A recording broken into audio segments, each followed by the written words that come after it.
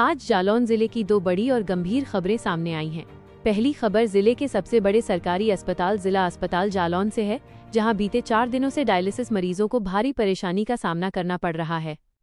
पानी की किल्लत के कारण डायलिसिस सेंटर पूरी तरह से ठप पड़ा है।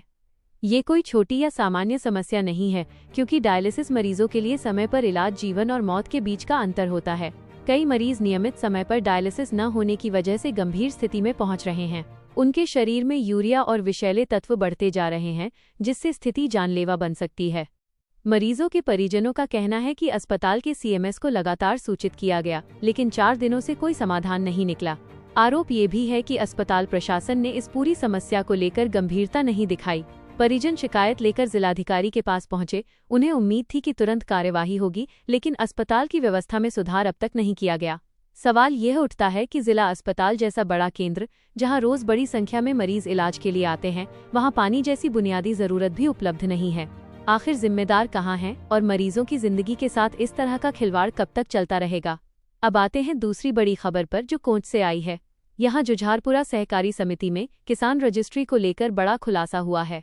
यहाँ सीएससी कार्यकर्ता इसरार द्वारा किसानों से निर्धारित 30 रुपए की जगह 50 रुपए वसूले जा रहे थे, यानी किसानों से सीधे सीधे वसूली की जा रही थी। किसानों के हित में चल रही सरकारी योजनाओं को अपने निजी फायदे के लिए लूट का जरिया बनाया जा रहा था।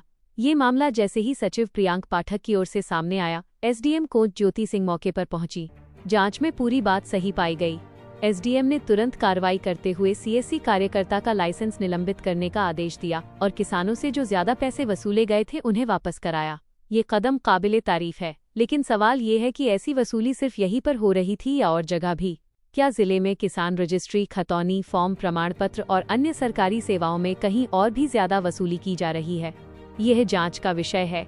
एक तरफ जिला अस्पताल में मरीज पानी और इलाज के इंतजार में जिंदगी की जंग लड़ रहे हैं, वहीं दूसरी तरफ किसानों को उनके हक की सेवाओं के बदले उनसे पैसे वसूले जा रहे हैं।